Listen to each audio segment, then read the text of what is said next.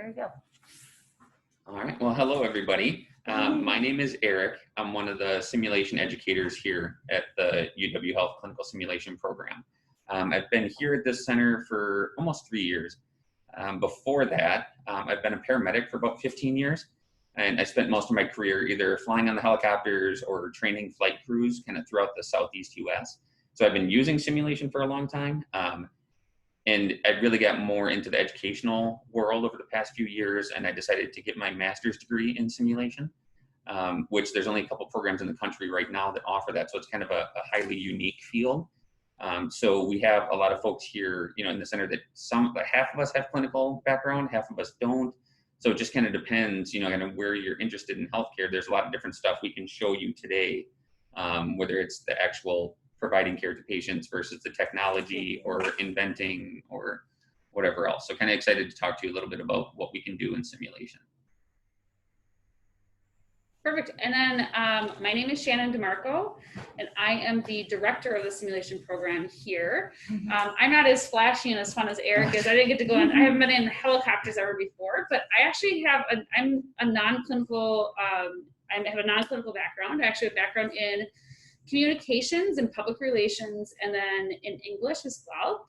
I spent the first part of my adult career looking at adult learners and in training models in the private sector, and decided I didn't love that job. And so I actually moved into a research position in medical education and simulation back in 2014 here at the university. I worked for a physician by the name of Dr. Carla Pugh. I was her research lab manager. And I was here at UW until 2017 when my family made the decision to move up north to Minnesota for a few years to be closer to my family. And up there I worked as the operations manager for the simulation program and the research institute at Children's Minnesota. And then decided to come back to Madison because I missed it so much back at the end of last year, and took the position here in operations for the Sim Center. So I have a little bit different background than a lot of people in healthcare, but I'm about to finish my master's in healthcare simulation, so I'll finish that in December, and have a lot of expertise in looking at training modules and adult learning theories, kind of looking at how adults learn, what's the best way to teach adults, and very interested in research around medical education and adult learning. So that's who we are, but I think we're gonna do a tour now. We're gonna give you guys a virtual tour of our space, and then I'll kind of go over what simulation education is, just so you guys have a better understanding of that. And then I think Eric is gonna talk a little bit about innovations and show you some of the stuff he's been working on. All right, can you see the YouTube video? I can. You can? I can see it. Yes. Okay, good deal. I'm just gonna play this.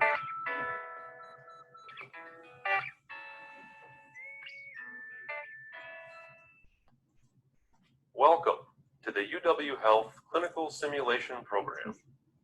We create guided learning conditions that simulate real-life healthcare situations.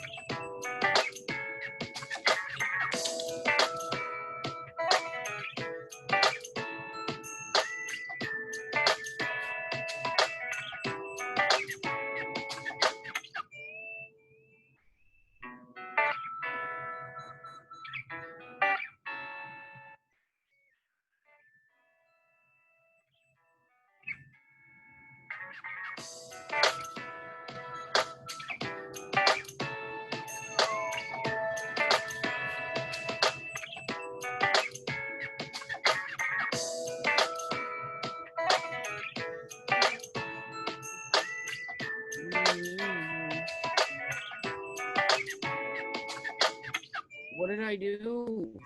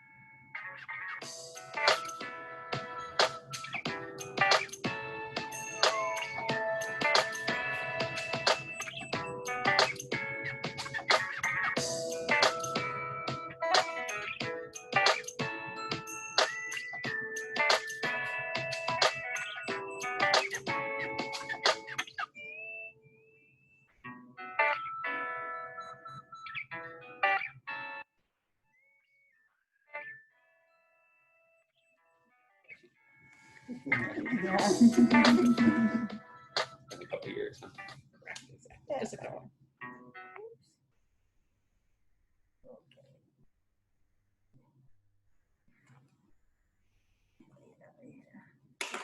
Put my glasses on. All righty. There we go.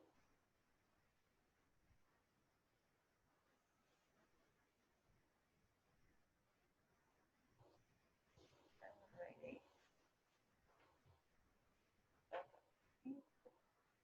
So while we're getting that video down, Yeah. any questions specifically to kind of the space or what you saw or any of the mannequins in the room or anything at all? Plan it again. I think just X right there. Yeah, escape. There we go. There we go. Okay, so maybe while we're trying to figure that out, I'll kind of go over a little bit about what simulation education is, kind of what that means to us as educators and what it means to our medical students and to our practicing clinicians. So simulation education, the purpose of simulation education is really to provide an environment for learners to, there we go, perfect. It's to provide an opportunity for learners to come and practice their skills and their skills in a safe environment where they're able to really push themselves to the edge of their expertise and then receive feedback from their instructors or from the facilitators or the simulation educators that we have here. So our team is a team of 6 people right now. There's myself as, or 7-ish people, depending on how you look at it. There's myself as the operations director. We also have a medical director. The medical director, he really is our outward-facing vision of the Sim Center. He makes a lot of initial connections for us for collaborations, different, he represents us as through the institution and outside into the external community. And then we have our simulation educators like Eric, and then we have another one, her name is Gina. And they really help facilitate, they work with the other instructors to really create the best educational experience for our learners based on best practices in simulation. Then we also have an operations technologist who is the person who really runs anything that has to do with technology. If it's got a computer or if it's a mannequin, that our individual knows really all the ins and outs of that equipment and knows how to run it and how to troubleshoot it if we have issues. And we also have an operations administrative assistant who really kind of helps keep our calendar going and keeps us on task, make sure that we have all our projects completed, is really kind of the glue that holds us all together. We also have a program coordinator who kind of makes sure that the programs are set up accordingly. She's kind of the go-between between the actual partners that we work with out in the field and our simulation education staff, including Eric, Gina, and Mark. And then we also have 5 student interns. So those interns spend between 8 and 15 hours a week here, helping us set up and tear down, helping us keep our space clean and organized, really kind of making sure that we're ready to go for any education that we've got. We'd like to describe the education between how we, education here at the Sim Center that we run is 2 different spectrums, but realizing that any of our education kind of fall in the middle of that spectrum. One way we look at it is we do skills training. So if we've got medical students who are learning how to intubate a patient, they can come down here to our skills lab, borrow it or rent it out, use their educators and their facilitators to really go over how to properly intubate a patient. We have what's called a task trainer, something that just sits on the table and it's just a head with a full airway included with it. They can just go over that skill with those learners over and over and over again until they reach a level of proficiency with that skill. So that's one way to look at simulation, where we just allow people to come in and work on just procedures, just kind of tasks. We also have what we like to call immersive simulation, where we actually create, if you remember our video, they show you the different rooms, like the ICU rooms or the clinic rooms, the OR. We can create that environment to look however the facilitators want us to look, however we want it to look like, to create a scenario that goes to the goals and the objectives of that specific simulation. We can create a scenario that the learners come in, they're immersed into an environment where they have to work together either with their cohort or with teams to kind of assess a situation, approach it how they would in the clinical environment, and then come away from that experience and do what's called a debriefing, which really looks at what happened during that simulation. So those simulations aren't necessarily looking at specific skills, but more looking at the interactions between how you work within your team, what decisions were made, why you made those decisions, and how would you bring that back to your clinical environment. Again, this is really a place for us to allow learners to come into a safe environment, work together in teams or work by themselves to really advance their skills, not just on their clinical skills, but really in their teamwork, communication, and other skills that will pertain to them in the clinical environment. So that's kind of what our Simulation Center in a nutshell is.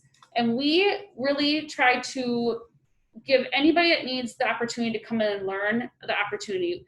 What Eric is really great at is being able to have someone come and talk to them and say, hey, I've got this problem. We're having this problem on our floor. How do we approach this? And Eric and Gina are really awesome about saying, okay, well, how about we look at it like this? And we can really make any situation simulated to really get at the learners, the frame of mind that they're looking at, how they made decisions they made. And Eric is really good about helping setting that education up. We have learners that are medical students here at UW-Madison.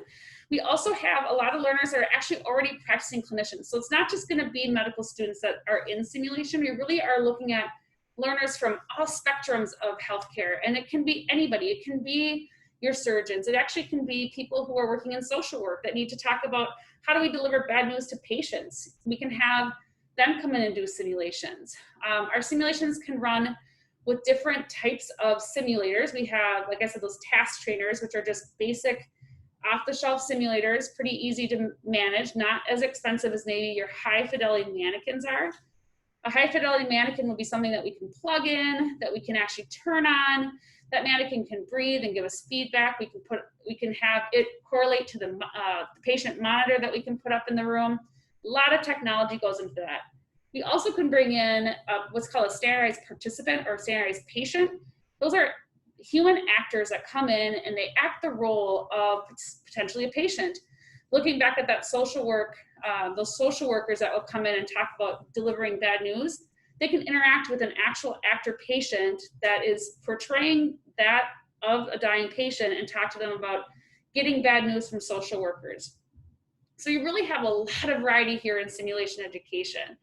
One thing I haven't talked about, and I'm going to pass it over to Eric to talk about, is how we actually partner with other people at the hospital to create innovations for future simulations for things that might not have been invented yet or problems that we can't figure out how to fix in a cost-effective way. So I'm going to pass it over to Eric. I don't know if you had anything else you want to say about SIM in general. No, so just a few things really. So if anyone wants to type in or kind of unmute and just kind of give an example, what do you think of, you know, like this morning when you found out you're gonna be learning about simulation today? What do you think of when you think of simulation?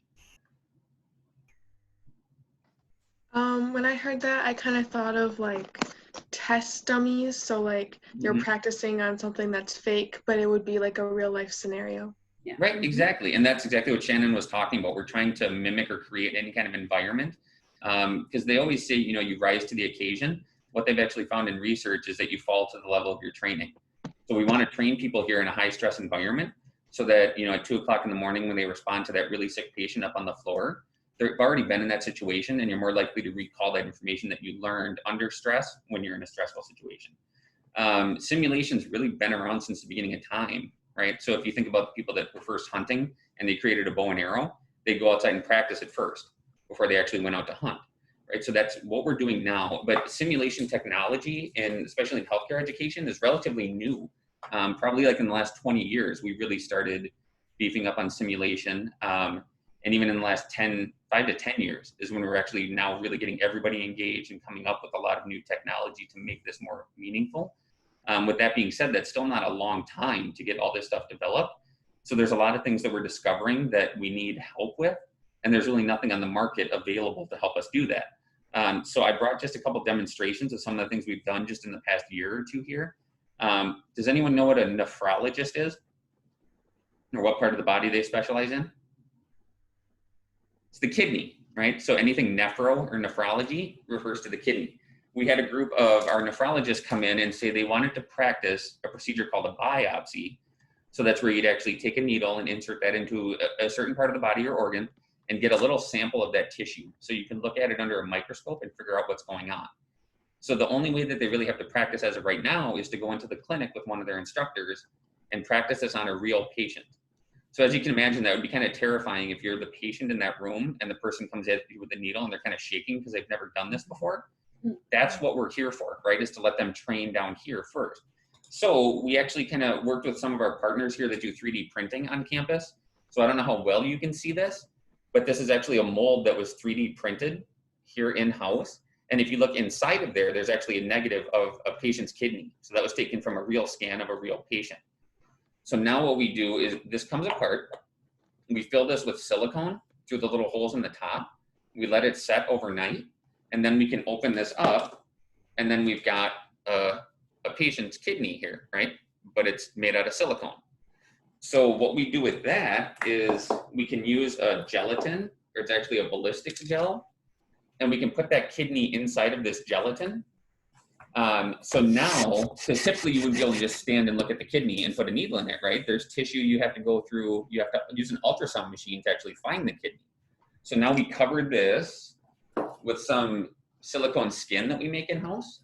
They use their ultrasound and they'll identify the kidney, and then they'll put the needle in. And if you look closely there, you can see those little lines kind of going through the gel. Those are actually the tracks that people have used before to insert the needle into the kidney. So they can find the kidney, go in with the needle, ultrasound it, and actually bring out a piece of tissue to then identify if they got out a large enough piece from the right part of the kidney.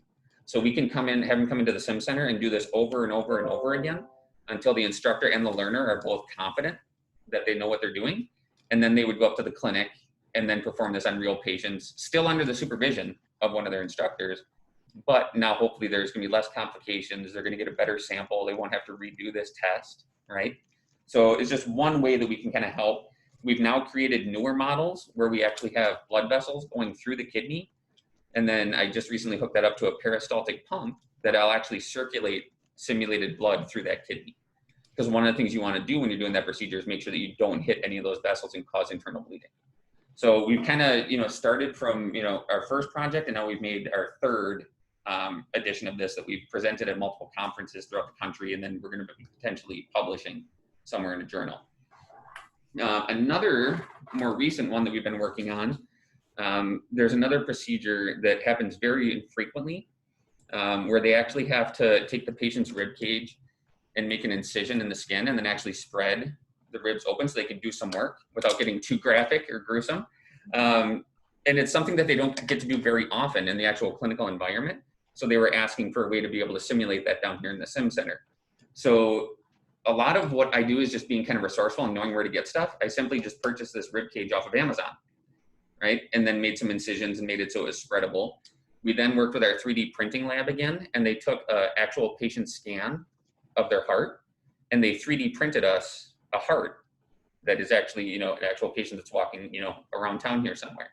So then we can take this heart, place it inside of this rib cage that I've purchased, and then we make a lot of our own skin here. So it's using silicone as well, the same stuff we use for our kidneys.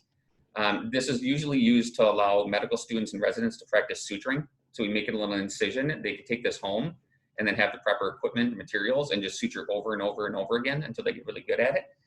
We can use that same skin to actually cover up this mannequin. So they'll have to make their incision and spread the ribs in order to get into the chest to fix the problem that they've identified. So just kind of in a short, abbreviated fashion, that's kind of a lot of what we do here as well. Like Shannon mentioned, sometimes, the facilitators come in and they're like, we really want to be able to simulate this, but there really is no way for us to do it.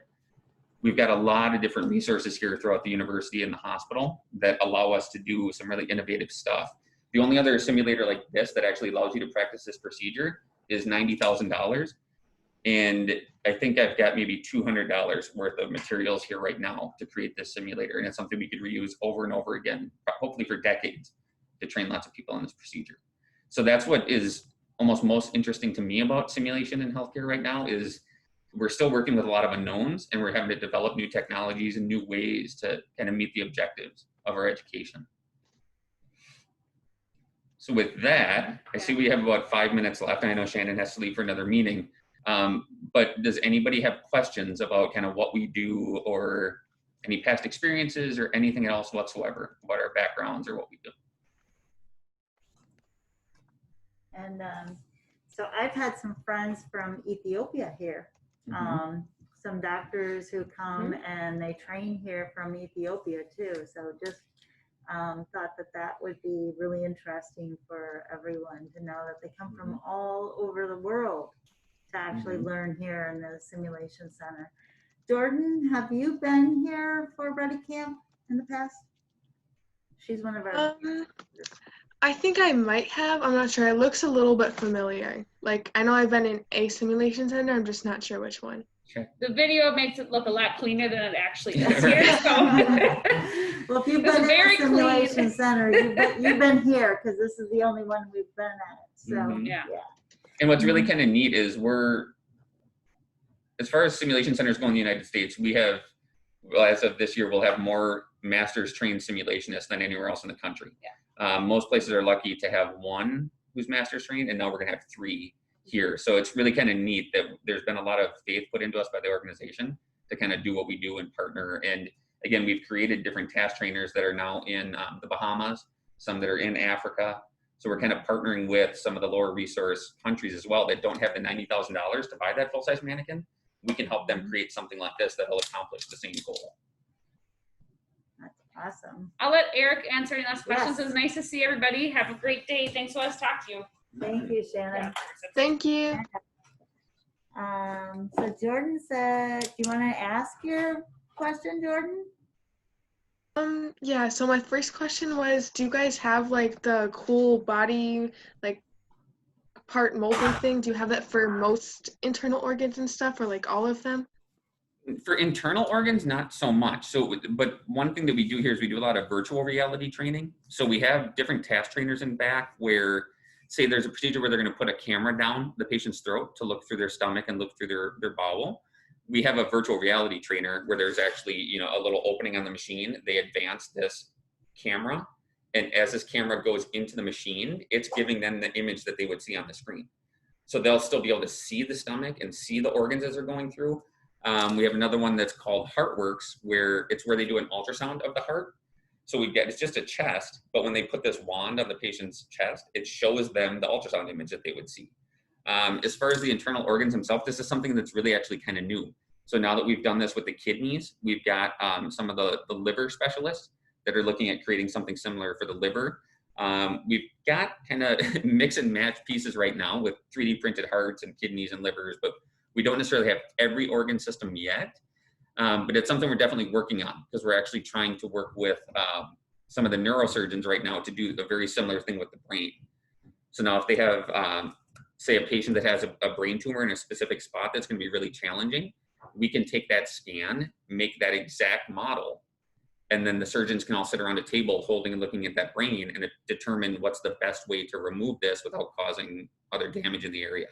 So as we go and come up with new projects every week, we eventually will probably have every organ here in the near future. The favorite part of my job, so like I said, I used to fly as a paramedic, and it was a big adrenaline rush, and I loved it, and I got to take care of really sick people, but I only got to take care of one person at a time. So I really love education because now, let's say today I can teach 20 people, and then tomorrow each of those 20 could be helping 1 or 10 patients. So it's really kind of increasing, you know, your footprint. And then specifically with the innovation, this is the stuff that I love. There's nothing on the market to do this, and I just basically start from scratch and try and find bits and pieces that would mimic certain organs or certain tissues and try and create that and put it all together. So I submitted my first patent application last year, and I have another one that's probably gonna be going through soon. So now I kind of consider myself a part-time inventor as well. So that's what I like. I like finding solutions to problems. Cool, thank you so much. Of course. Damien had asked, what school did you go to for your license? Sure. So I started out back in the day as a paramedic. So I did that locally. I grew up in Stevens Point, Wisconsin. And then I got my undergraduate degree from the University in Oshkosh. I got my master's degree at Drexel University in Philadelphia. And Shannon is actually going through the University of Alabama at Birmingham. Those are the only 2 colleges in the US right now that offer a master's degree program in simulation. and you'll be the first ones to find this out. I don't think anyone else in the room even knows. We're actually in the process of potentially developing our own master's program here at UW for simulation, because it's something that's really blossoming. Because again, if you want to be more specific into like the gory technology and working with, you know, some of our simulators and mannequins, you can do that. If you just want to design curriculum, you can do that in simulation. If you want to work kind of in IT or graphic design, that's a huge area in simulation too. So there's a lot of different realms there. And then I actually just got accepted last week to my doctorate program in Concordia University, just north of Milwaukee, Wisconsin. It's basically revolving directly around innovation and quality improvement for healthcare. I've been all over. So my dad lives close to Stevens Point. Oh, that's awesome. Damien, I used to work on the ambulance in Wapaka County. So we were centered in Wapaka, and we went through Fremont all the time. So I know exactly where that is. It's very neat. And you're by the chain of lakes, which is beautiful in that area. That's awesome. Any other questions, comments? Damien, what was your question about an endoscope? I think he was just kind of mentioning that was the procedure we were talking about, right? So where you place that camera in. So that's pretty incredible that you actually know that's endoscopy. So I see a future GI physician in the group. Yeah. Any of you interested in what you learned from Eric and Shannon today? Anyone want to go into this this field of medical? See, you learned all kinds of roles in the medical profession this week, and so there's so many ways that you can go and specialize and make a difference for people in your community. One other thing, Eric, that they're working on is they are going to put together projects that they can do in the community. So if you have any ideas of things that they could do related to simulation, especially with your background as a paramedic and everything too, things that they can do in their community to make a difference. So there's a lot of stuff, and I'm sure Mary Jean and John can provide you with my email and whatnot too, so you can contact me after this. But a big part of what I've always done is education in the community as well. So anything from teaching CPR and first aid in your communities to even just setting up that forum, right? It seems like this group is definitely tech savvy. Even just something as simple as getting on a WebEx call like this. That's something that can be done in the community now, especially in the COVID times where we're not really supposed to be gathering in large groups.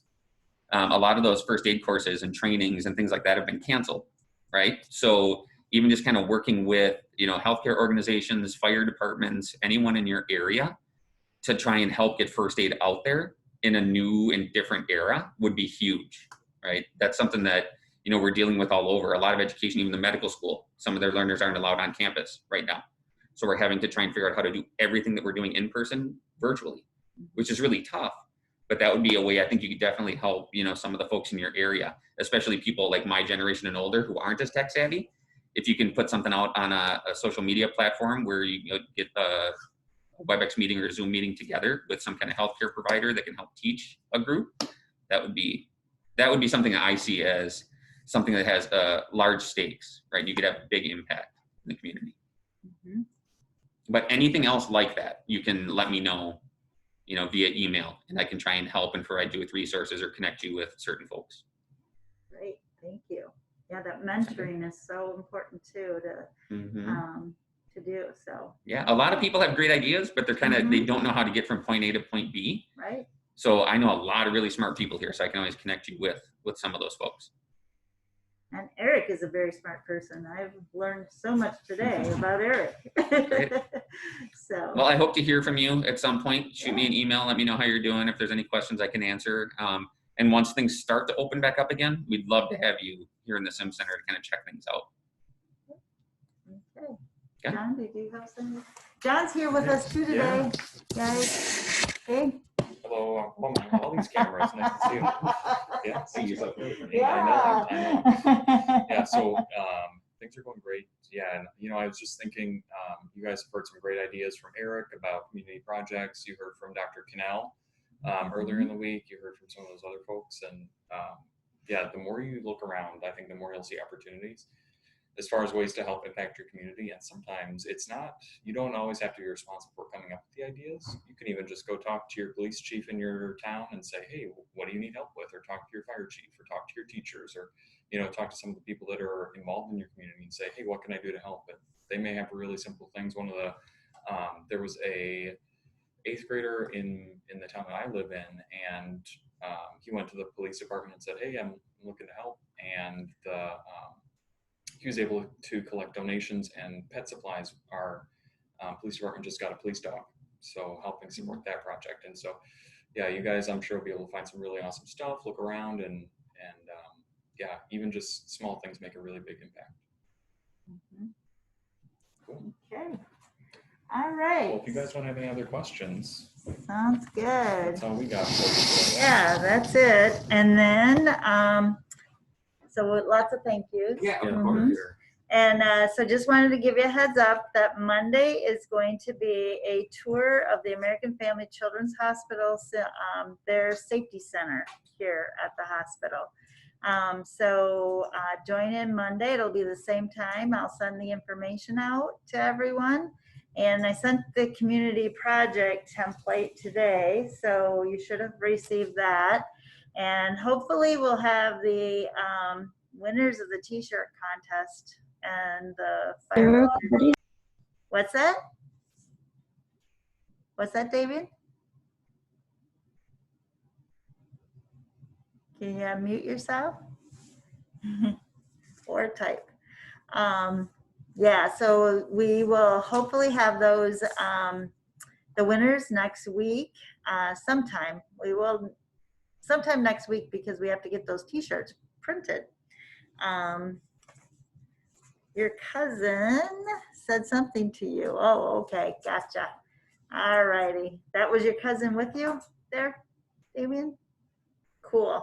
Glad your cousin could join us too. Hi. All right. So we will talk to you on Monday then, okay? Thanks for joining today. Sounds good. Thank you. Thank Thank you. you. Yep. Bye-bye.